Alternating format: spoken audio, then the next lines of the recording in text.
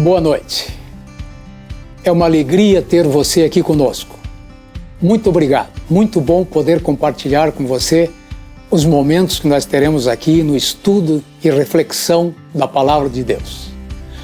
No dia de hoje, nós estaremos refletindo em nossa vida em comunidade sobre uma questão fundamental para a nossa caminhada cristã: o perdão e a reconciliação.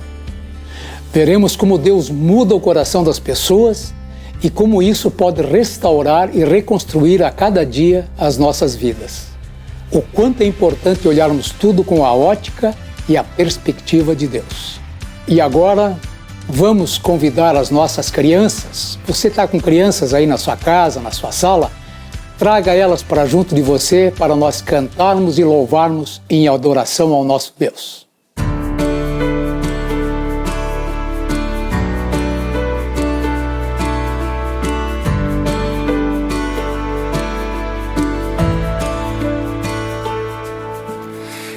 Sou uma obra de arte, planejado em cada detalhe. Deus me fez com tanto amor, a sua imagem eu sou. Eu sou uma obra de arte, planejado em cada detalhe. Deus me fez com tanto amor, a sua imagem eu sou. Mas você conhece a história e sabe que o mal quis destruir a beleza e perfeição que Deus criou em mim. Restaurado no amor de Cristo, então curado eu não quero mais estar. Quebrado, se por Ele eu posso ser transformado. Amor de Cristo, então curado eu não quero mais estar. Quebrado, se por Ele eu posso ser transformado. Eu sou uma obra de arte, planejado em cada detalhe. Deus me fez com tanto amor, a sua imagem eu sou. Mas você conhece a história e sabe que o mal não venceu. Foi manchado e quebrado, mas na cruz meu Jesus morreu.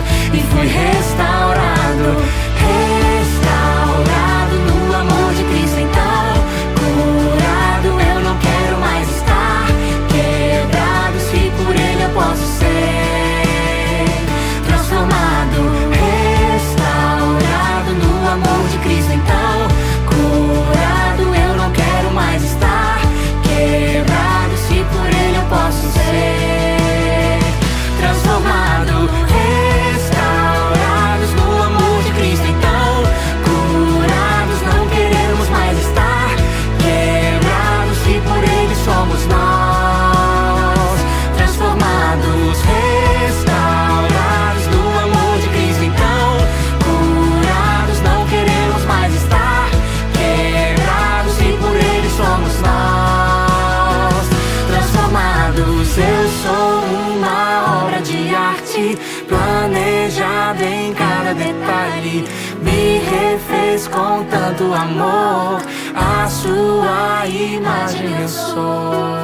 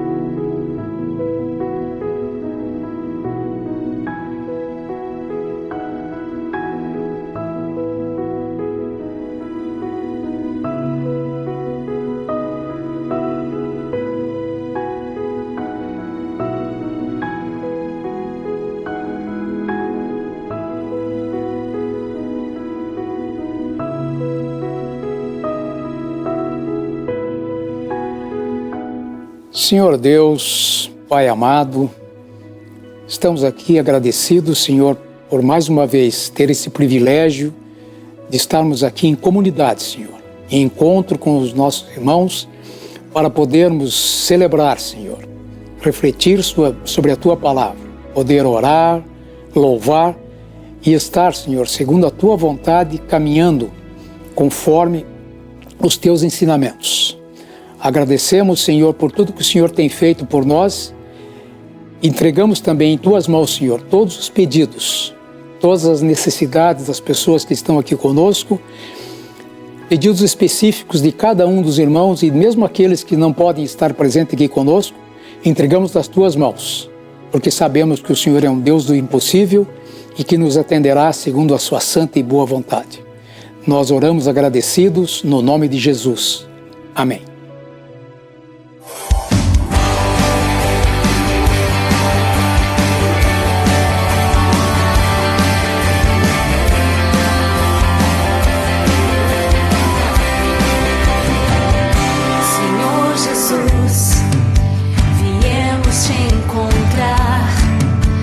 Juntos te adorar com devoção.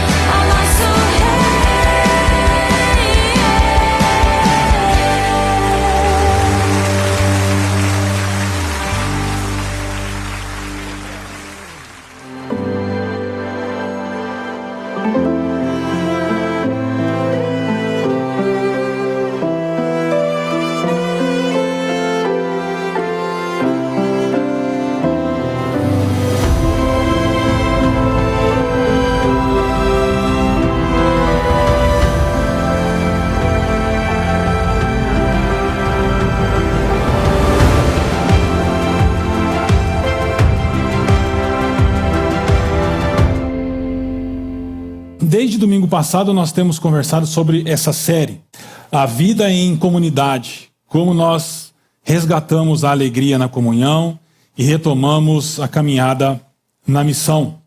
O pastor Hugo, semana passada, em meio ao batismo das crianças, conversou com a gente sobre a família estendida que é a igreja. A igreja é uma família estendida importante para nós. E hoje eu quero conversar com vocês sobre perdão e reconciliação. E como o perdão e a reconciliação são importantes na vida comunitária e como são também importantes para nós resgatarmos a alegria e retomarmos a caminhada na missão. São assuntos, às vezes, espinhosos, mas que a gente tem que lidar, especialmente diante da mesa do Senhor, que é o lugar onde nós comemos e bebemos o perdão e a reconciliação que recebemos através da obra de Jesus para nós. E eu já quero convidar você a ler comigo o texto dessa manhã, que é no livro lá do Antigo Testamento, o livro de Esdras, capítulo 6, versículos 19 a 22. Diz assim o texto: No 14º dia do primeiro mês, os exilados celebraram a Páscoa. Os sacerdotes e os levitas tinham se purificado, estavam todos cerimonialmente puros.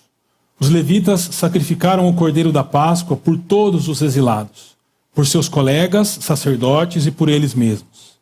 Assim, os israelitas que tinham voltado do exílio comeram do cordeiro, participando com eles todos os que se haviam separado das práticas impuras dos seus vizinhos gentios para buscarem o Senhor, o Deus de Israel. Durante 7 dias eles celebraram com alegria a festa dos pães sem fermento, pois o Senhor os enchera de alegria ao mudar o coração do rei da Síria, levando-o a dar-lhes força para realizarem a obra de reconstrução do templo de Deus, o Deus de Israel. Bom, para colocar todo mundo na mesma página, deixa eu contar um pouquinho de história para vocês. O pastor Hugo contou a história para nós ontem, domingo passado, desde o momento em que Deus liberta o povo do Egito e, através da liderança de Moisés, peregrina 40 anos durante o deserto e chega na Terra Prometida. E essa Terra Prometida ela é conquistada por Israel sob a liderança de Josué, um discípulo de Moisés. E o pastor Hugo foi até o comecinho de um período chamado de Juízes. Tem um livro com esse nome, que é um período histórico em Israel que a nação foi governada por juízes. Esse período se encerra quando começa a monarquia em Israel. Então nós temos reis que lideram e governam a nação durante um período, até um dado momento onde há uma ruptura e surge o Reino do Norte, continua com o nome de Israel e a soma de 10 tribos, e o Reino do Sul, que ganha o nome de Judá, e ele é composto pela tribo de Judá e pela tribo de Benjamim. A história continua correndo paralelamente com esses reinos, sendo governados por reis diferentes, até um determinado momento em que o reino de Israel é conquistado pela Síria. A Síria então conquista e essas 10 tribos, esse reino some da história, por causa da política de repovoamento que a Síria tinha. Mais ou menos um século depois, o reino do sul é tomado por um rei famoso chamado Nabucodonosor, rei da Babilônia. Ele conquista Jerusalém, destrói o templo, mas diferente da Assíria, ele leva deportado um grande número de judeus. Aí vem o nome dos judeus que nós temos até hoje, que são da tribo de Judá. Levam os judeus para a Babilônia, para um cativeiro que vai durar 70 anos.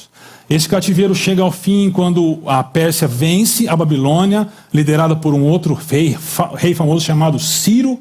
E o Ciro é instrumento de Deus para a libertação do seu povo, para que o povo de Israel, o povo judeu, possa então retornar para Jerusalém, depois desse cativeiro, para reconstruir o templo de Jerusalém e reconstruir a cidade de Jerusalém também.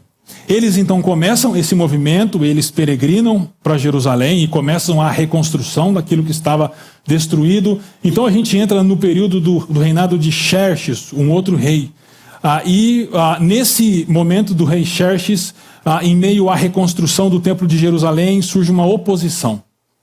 Uma oposição que se infiltra no meio daqueles que estavam trabalhando para reconstruir o templo e tentam impedir a reconstrução do templo.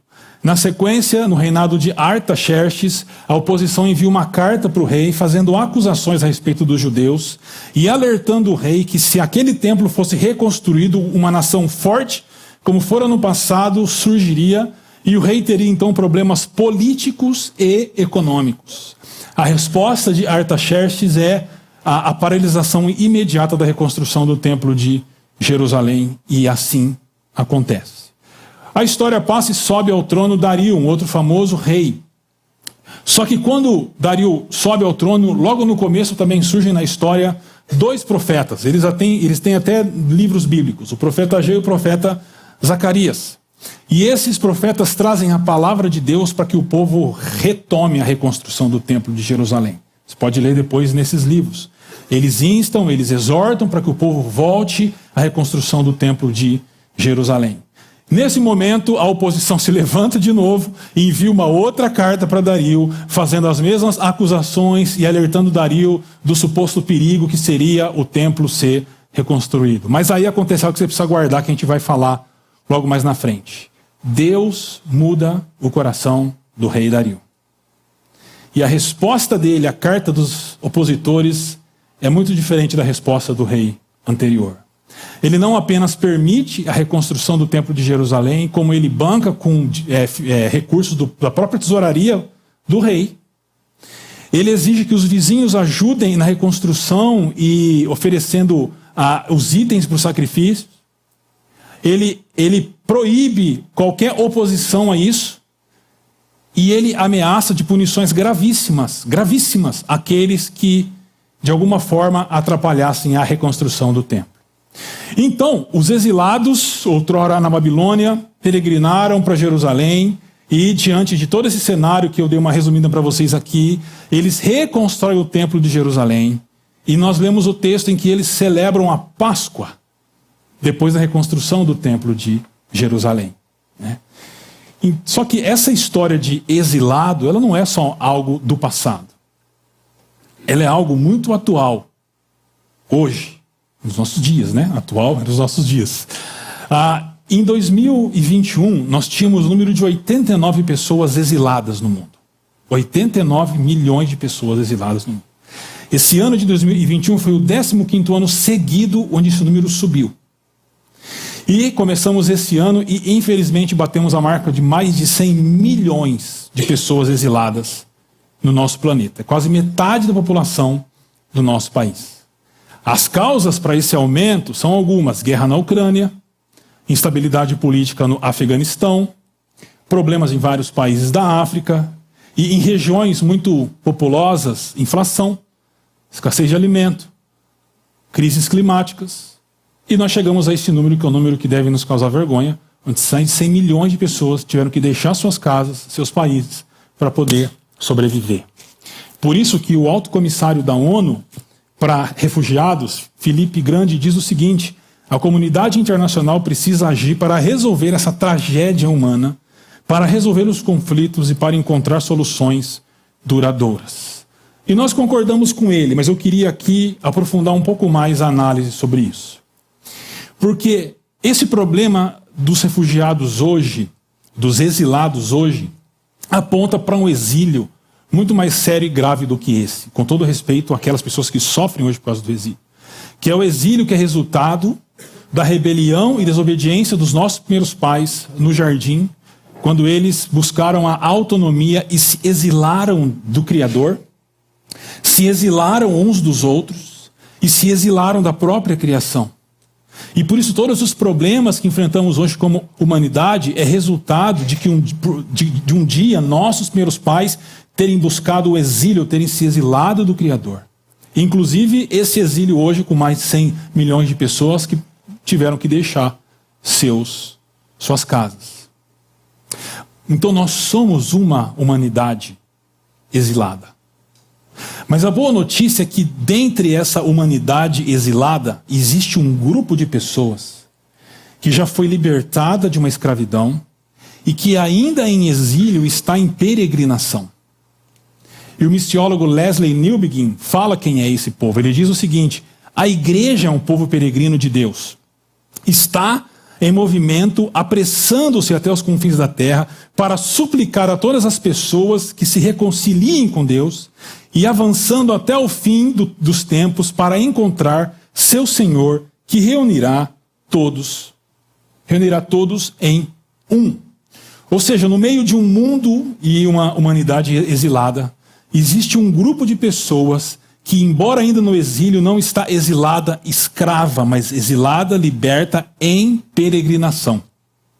Esse grupo é a igreja, o povo de Jesus. E esse grupo é um instrumento de Deus para levar esperança para aqueles que ainda estão exilados e aprisionados em cativeiros de outros senhores, de outros deuses e assim por diante. Mas a semelhança com a história de Israel no Antigo Testamento, e quem aqui conhece mais as Escrituras vai lembrar, esse povo de hoje, de Jesus, ao longo da peregrinação, também pode enfrentar problemas. E o estudioso do Antigo Testamento, Conrad, eu vou agora usar ler, Heurex, eu acho que é isso, ele tratando de um texto de Números, que é um livro bíblico, ele diz assim: libertos da escravidão, eles, povo de Deus, viajam para a terra prometida. As privações e a responsabilidade da liberdade comumente influenciam o fiel a resistir contra o seu próprio progresso e a ânsia pelo conforto da subserviência. Israel no Antigo Testamento era assim. Eles foram libertados por Deus do Egito e foram colocados em peregrinação. Mas muitas vezes eles se lembravam de como era confortável o Egito. Mas eles eram escravos. Mas era confortável. As carnes do Egito, as cebolas do Egito, os rios do Egito. E quando os israelitas se lembravam disso e eram tomados por ídolos do seu coração, o resultado era tensão na comunidade peregrina. E uma tensão que gerava problemas dentro dessa comunidade. Da mesma forma, nós como igreja e povo peregrino de Jesus, que fomos libertados do pecado, do diabo e da carne, e estamos em peregrinação, ao longo da peregrinação nós podemos ser assaltados por saudades dos nossos antigos ídolos, mesmo de quando nós éramos subservientes e escravos. E isso faz com que desejos pessoais, interesses que não estão de acordo com a vontade de Deus, surjam e gerem conflitos na nossa caminhada. O problema são dois. Primeiro, conflitos entre o povo peregrino. E segundo, porque quando esse povo peregrino enfrenta esses conflitos, ele deixa de ser o instrumento de Deus para alcançar a quantidade imensa de pessoas que ainda estão exiladas do próprio Deus, uns dos outros e da criação. Porque a liberdade traz privações e responsabilidade. E muitas vezes nós damos espaço para que os ídolos antigos voltem ao nosso coração.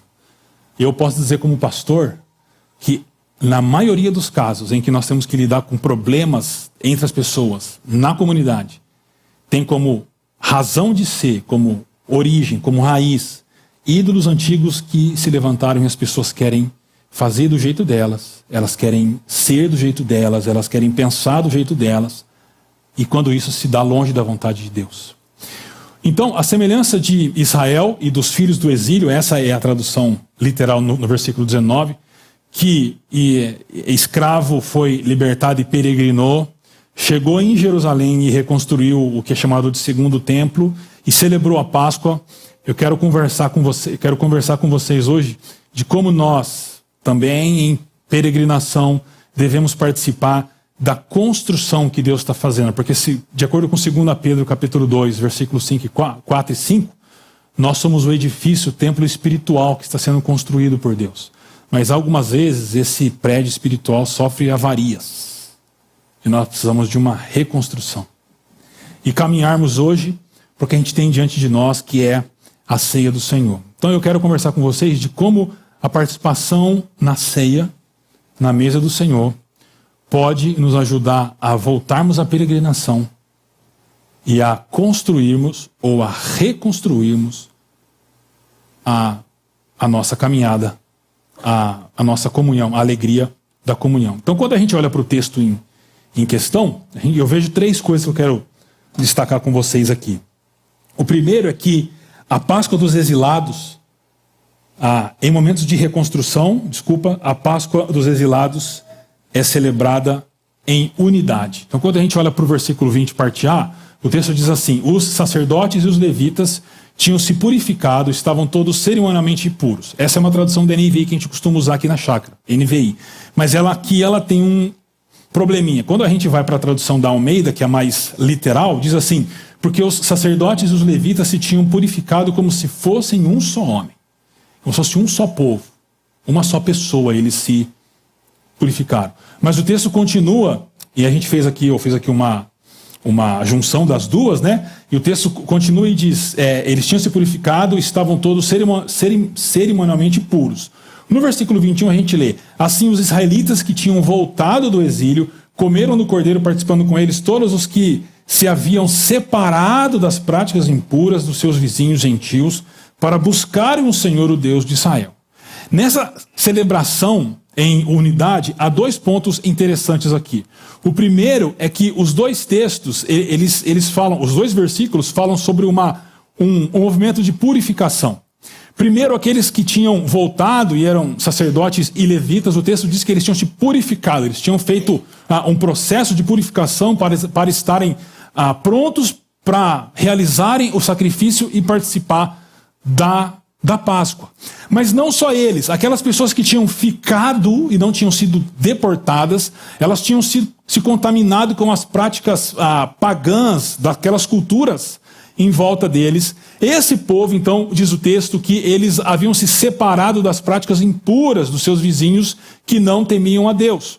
O que esse texto está dizendo é que a unidade, para ela ser celebrada, é importante um movimento que eu chamaria de movimento de obediência. Podia ser de santificação, mas acho que obediência é melhor aqui. Um movimento de obediência no qual nós rompemos com padrões culturais que, ao contrário, promovem a divisão.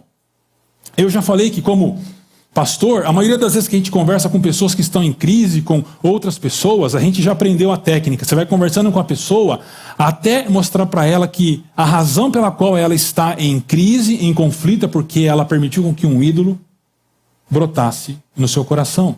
E é muito interessante quando esse texto fala sobre a celebração da unidade, que ele fala que esse movimento de celebração da unidade tem um pré-requisito antes, que é romper com práticas idólatras, porque são elas que geram tensão e conflito na comunidade. Quando ídolos surgem, as pessoas querem atender os seus próprios desejos, os seus próprios interesses, e nós então criamos um cenário onde conflitos eles são mais propensos a acontecerem.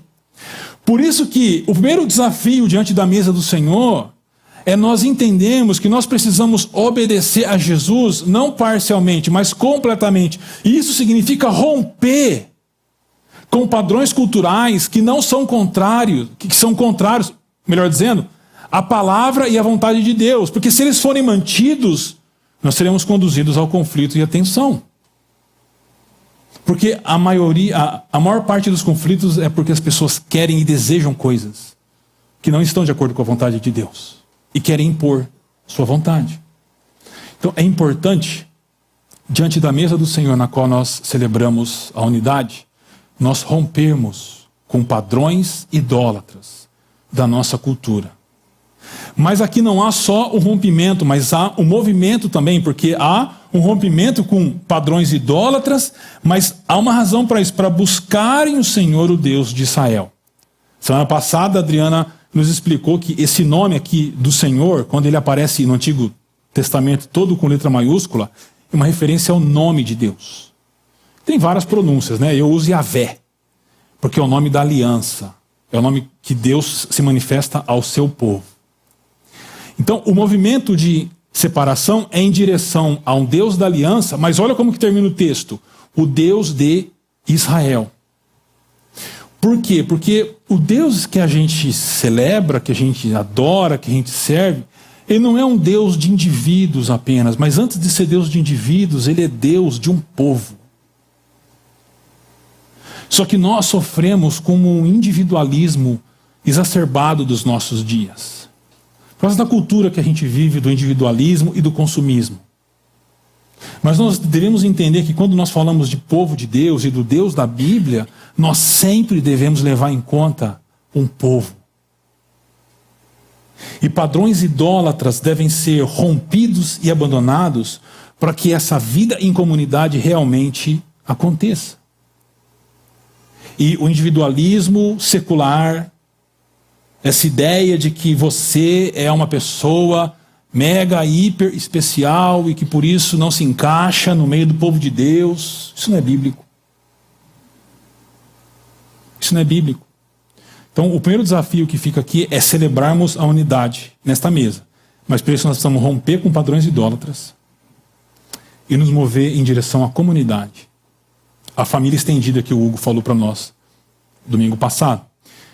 A comunidade é o resultado da obediência. Mas há um segundo ponto nesse texto, que quando a gente olha para esse texto, a gente percebe que em momentos de reconstrução, a Páscoa dos exilados ela é centrada no sacrifício por todos. Então, na parte B do versículo 20, diz assim: os levitas sacrificaram o cordeiro da Páscoa por todos os exilados, por seus colegas, sacerdotes e por eles mesmos.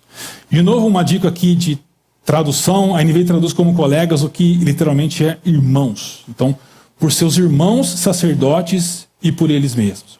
Aí quando eu estava lendo esse versículo e pensando sobre ele, eu cheguei a uma conclusão de que parece que não há uma ordem lógica aqui. A ordem lógica seria o seguinte: os levitas sacrificaram o cordeiro da Páscoa por eles mesmos, por seus irmãos sacerdotes e por todos os exilados. Mas a ordem que nos é apresentada aqui é uma ordem diferente. Ele coloca primeiro todos os exilados, depois ele coloca os irmãos sacerdotes e os levitas que eram responsáveis por celebrar, por sacrificar o cordeiro e por celebrar a Páscoa. A pergunta é por quê? Por que o texto não é apresentado de uma maneira lógica? A minha sugestão é porque aqui tem a lógica da fila. Fila. O brasileiro gosta de uma fila, às vezes entra na fila, nem sabe por quê, mas gosta de uma fila. Mas, eu não sei se você já parou para pensar que quando você está na ponta da fila, você é o primeiro da fila, pouco importa quem está atrás de você.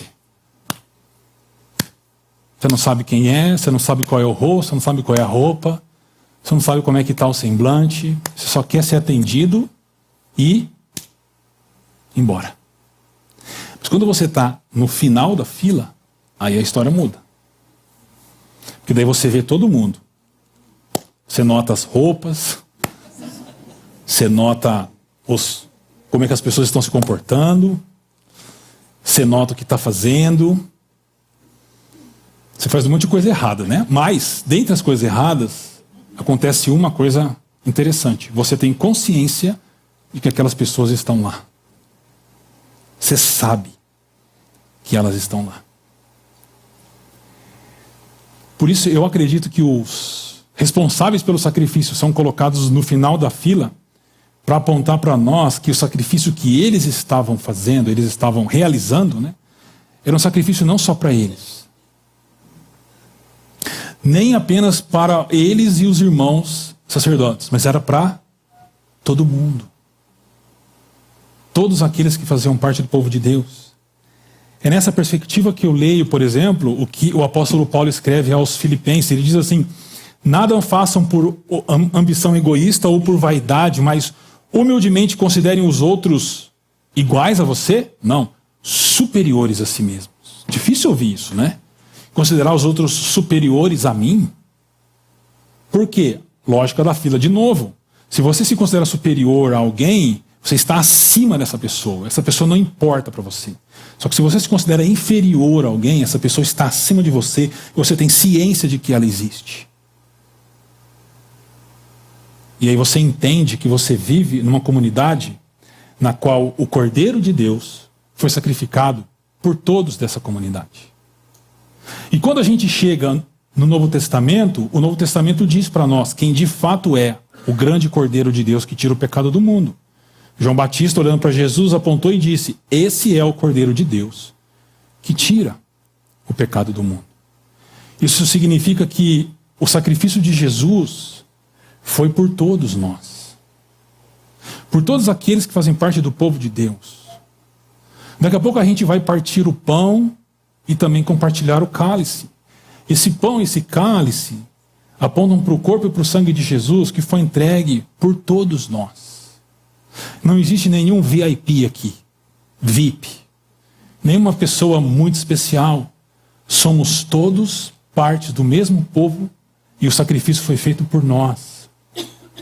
Agora, para pensar, se o sacrifício de Cristo foi feito por nós, quem somos nós para ir contra essa unidade que nós temos no sacrifício de Jesus? E de novo, a semelhança do individualismo que é comum na nossa sociedade, há um exclusivismo também muito comum na nossa sociedade, que quer que todo mundo se sinta uma pessoa muito especial. Isso é fundamentado pela sociedade de consumo nossa. Mas entre nós devemos considerar os outros superiores a nós mesmos, para ter consciência de que Cristo morreu por essa pessoa. Sabe aquela pessoa difícil? Você sabe, né? E às vezes você é essa pessoa difícil. Mas Cristo morreu, o sacrifício de Cristo foi por você. Foi por essa pessoa difícil, por aquela outra pessoa difícil também. Por isso, o povo que foi libertado, está em exílio, mas em peregrinação, deve celebrar a Páscoa entendendo que o sacrifício é por todos. E é nele que nós encontramos a nossa unidade. Não é em gostar do mesmo time, não é em gostar da mesma cor, em gostar das mesmas músicas. Tudo isso muda. Mas é uma unidade num sacrifício que foi feito por todos nós. Mas o texto vai para um outro ponto que eu gostaria de conversar com vocês, esse é o último. E lá no versículo 22, o texto vai encerrar, como se fosse uma conclusão, e ele diz assim: durante 7 dias eles celebraram com alegria a festa dos pães sem fermento, pois o Senhor os enchera de alegria ao mudar o coração do rei da Síria, levando-o a dar-lhes força para realizarem a obra de reconstrução do templo de Deus, o Deus de Israel. Então, numa ordem cronológica, seria o seguinte, Deus mudou o coração do rei. Lembra que eu falei para você guardar isso? Chegamos aqui. Que rei é esse? É o rei Dario. Deus mudou o coração do rei. Então, um decreto real, que pode ser visto superficialmente como uma atitude política ou econômica, na leitura que o texto bíblico faz, é uma atitude de Deus mudando o coração do rei. O resultado disso qual que é? Encheu de alegria e deu forças. Então, ler a história, entendendo que Deus mudou o coração de Dario, o rei, resultou em alegria e força. E o resultado final foi a reconstrução do templo de Jerusalém. E aqui eu quero conversar com vocês, para encerrar, como é importante a gente passar por experimentar uma transformação mental e do coração, do jeito que a gente vê as coisas. Porque eles poderiam achar que foi um decreto do rei qualquer e está tudo certo. O templo continuaria destruído. O que acontece é que eles perceberam que aquela ordem de Dario para a continuação do templo, com recursos do rei, proibindo a oposição, não foi algo comum. Não foi uma coincidência.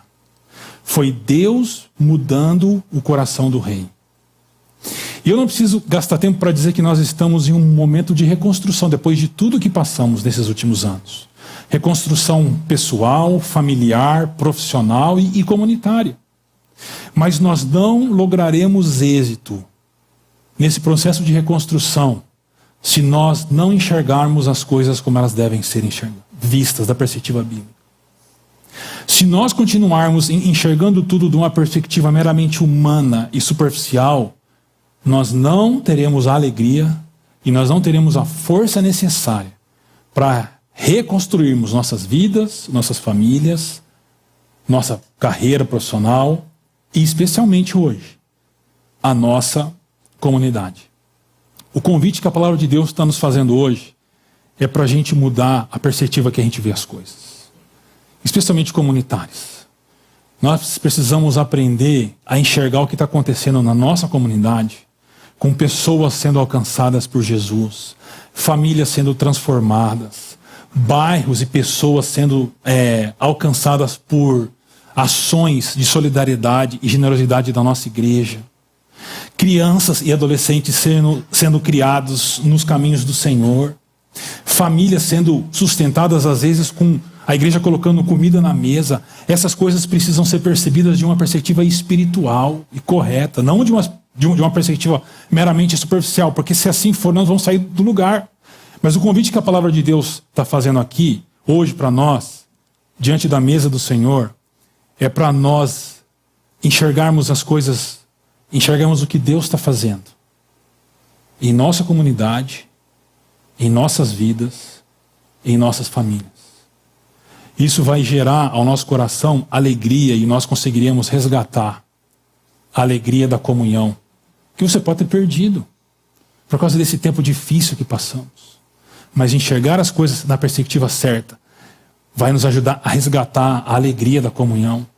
E mais, vai nos dar força para nós retomarmos a caminhada na missão. A gente está falando de uma comunidade que já influenciou uma das principais cidades do nosso país. Influenciou cidades espalhadas pelo Brasil e até fora do nosso país. E nós chegamos aqui de anos bem sofridos, mas nós precisamos dessa força, fruto dessa perspectiva, para retomarmos a caminhada na missão do que Deus está chamando a gente para fazer. E isso vai gerar então a reconstrução de tudo aquilo que foi destruído nesses últimos anos. É importante uma nova perspectiva de todas as coisas. E deixa eu mostrar para você como que é importante uma perspectiva correta para a gente se manter na peregrinação e como instrumento de Deus. Essa aí é a April, americana, casada com um pastor e mãe dessas 3 preciosidades aí. A April começou a enfrentar um câncer e ela começou a fazer um diário na internet. E num determinado momento ela escreve o seguinte: por mais grata que eu seja pela maquiagem que me permite desenhar nas sobrancelhas, pelos cílios que substituem os meus e pelas perucas que são elegantes e complementares, sinto falta do meu próprio cabelo e sei que não vou recuperá-lo tão cedo. Às vezes, sinto que o câncer tirou minha juventude e a noção de quem sou, especialmente quando me olho no espelho logo pela manhã. Quem já passou por isso, ou quem já acompanhou pessoas que passaram por isso, sabe quão doloroso é esse momento. Onde as pessoas perdem cabelo, sobrancelhas, cílios, e vê a vida sendo sugada pela doença. Mas na sequência desse texto, ela escreveu o seguinte: nesta corda bamba em que nos encontramos, posso dizer com confiança que Deus nos impediu de cair no chão. Nós oscilamos de um lado para o outro, mas Ele, Deus, sempre está lá e nos firma novamente. Nossa fé não é grande e nossas emoções são tumultuadas, mas nosso Deus é bom, poderoso e verdadeiro. Ele me ama, ama Peter, é o marido dela, Luke, Lyle e Lassie.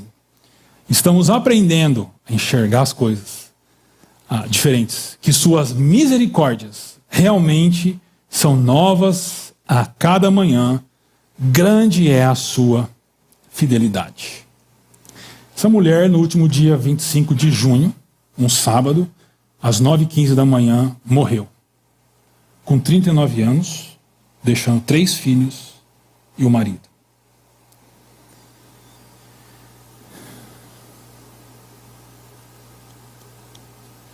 Como que ela pode falar que Deus é bom, poderoso e verdadeiro, se diante do espelho ela se vê sendo sugada pelo câncer? É disso que eu estou falando. É dessa perspectiva que eu estou falando. Ela não sucumbiu ao câncer. Ela não quis voltar à subserviência do passado. Ela se manteve firme, mesmo diante de todos os desafios. O convite que a gente está fazendo, que a palavra de Deus está fazendo para você hoje, é a semelhança lá dos profetas, Ageu e Zacarias, você olha o templo destruído. Você lembra que a resposta do rei foi negativa, mas a palavra de Deus está mandando reconstrua. Reconstrua. Reconstrua. E esse povo se move na direção do templo para reconstruir. A oposição levanta e Deus mantém essa reconstrução. À medida que a April se via no espelho, sem cabelo, sem sobrancelhas, sem cílios, ela conseguia continuar entendendo que Deus é bom, poderoso e verdadeiro. Como que pode juntar essas duas coisas? Numa perspectiva humana e superficial é impossível. Mas numa perspectiva espiritual e correta das coisas, isso não só é possível, como é o único caminho possível para a gente continuar a nossa peregrinação como exilados até chegarmos lá.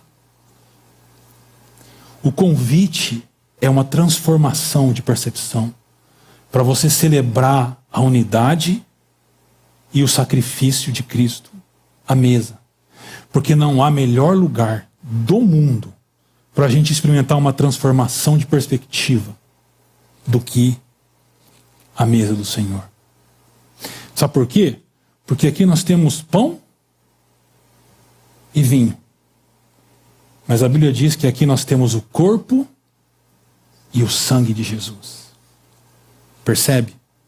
O convite para você enxergar muito além do que pode. E aqui nos é oferecido o perdão e a reconciliação. Porque o perdão não é uma ideia. Nós comemos o perdão. O perdão é o corpo de Cristo moído em nosso lugar e do qual nós comemos agora. A reconciliação não é um conceito. A reconciliação é algo que nós bebemos agora. Ela tem cheiro, ela tem gosto, ela desce pela nossa garganta e nos lembra a doçura que é a reconciliação com Cristo. E a partir do perdão e da reconciliação que recebemos no corpo e no sangue de Cristo, nós somos capazes de perdoarmos e nos reconciliarmos com as pessoas. Porque nós passamos a ver as coisas de uma outra perspectiva. Eu desejo do fundo do meu coração que aquilo que aconteceu com a April aconteça com você. E você consiga enxergar as coisas do jeito que elas realmente são. E isso faça com que você resgate a alegria na comunhão e retome a caminhada na missão.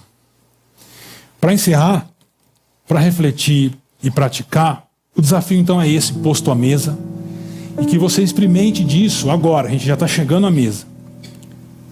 Chegue à mesa experimentando uma transformação profunda da sua percepção, da sua perspectiva. Quando você tomar o pão, aquilo não se transforma no corpo de Cristo. A gente não acredita nisso. Mas espiritualmente, simbolicamente, é o corpo de Cristo. E você vai comer do perdão. Nós comemos do perdão. E quando você tomar o cálice também, você não vai só beber o vinho, você vai beber a reconciliação.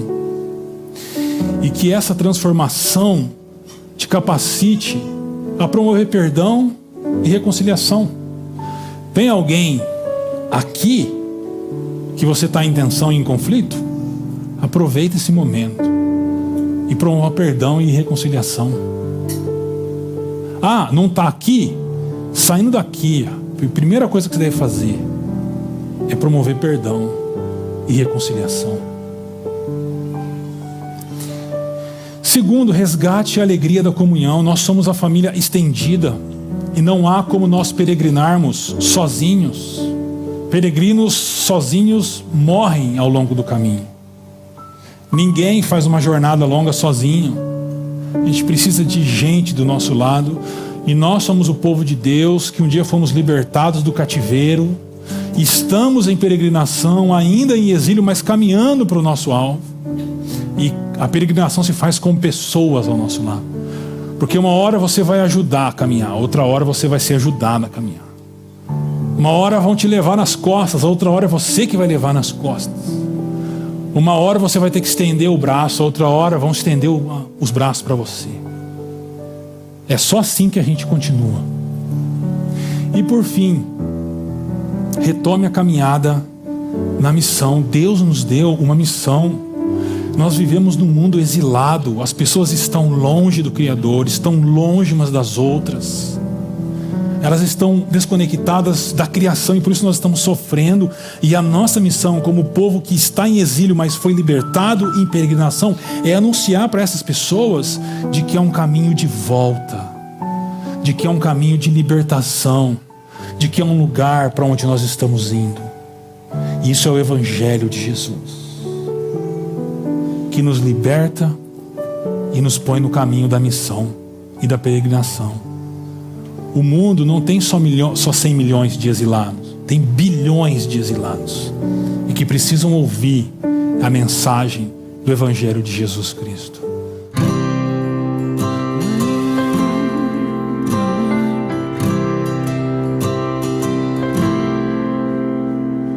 Pai, eu quero aprender a amar, mas é tão difícil não julgar e abrir mão do meu direito de justiça. Não posso condenar se a tua escolha é perdoar. Me ensina a oferecer perdão e a me parecer contigo em compaixão.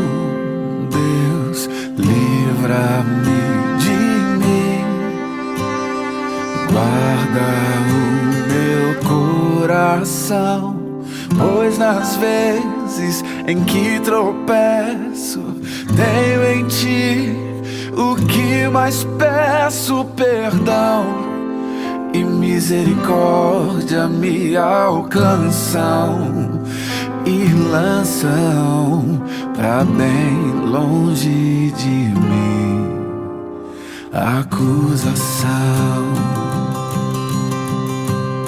Se confesso meus pecados, sou por Deus justificado. Deixo a culpa sob a cruz, sou liberto por Jesus. Encontrei em seu olhar tanto amor pra recomeçar. Deixo o fardo sob a cruz, sigo os passos de Jesus. Me ensina a oferecer perdão e a me parecer contigo em compaixão. Deus, livra-me de mim, guarda o meu coração, pois nas vezes em que tropeço, tenho em ti o que mais peço: perdão e misericórdia me alcançam e lançam pra bem longe de mim a acusação.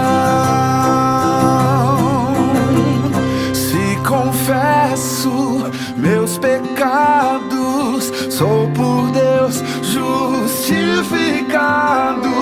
Deixo a culpa sob a cruz, sou liberto por Jesus. Encontrei em seu olhar tanto amor pra recomeçar.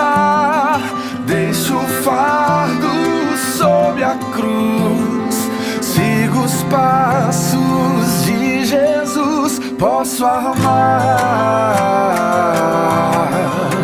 perdoar.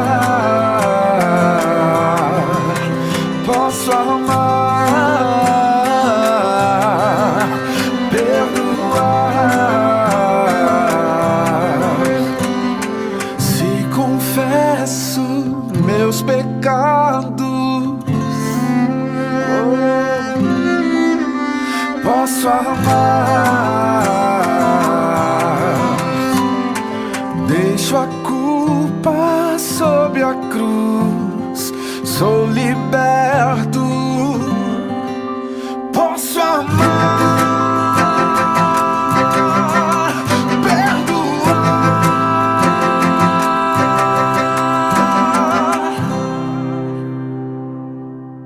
O perdão decorrente do sacrifício de Jesus nos reconciliou com Deus. Isso é que temos em comum. Deve ser a nossa vida em comunidade. Essa é a unidade que nos mantém unidos e nos restaura e pela qual somos reconstruídos diariamente na nossa vida. Assim como obras de arte, prédios antigos, desgastados pelo uso, precisam ser restaurados, nós também temos a necessidade de sermos restaurados, mas nesse caso, pelo amor incomensurável de Jesus Cristo.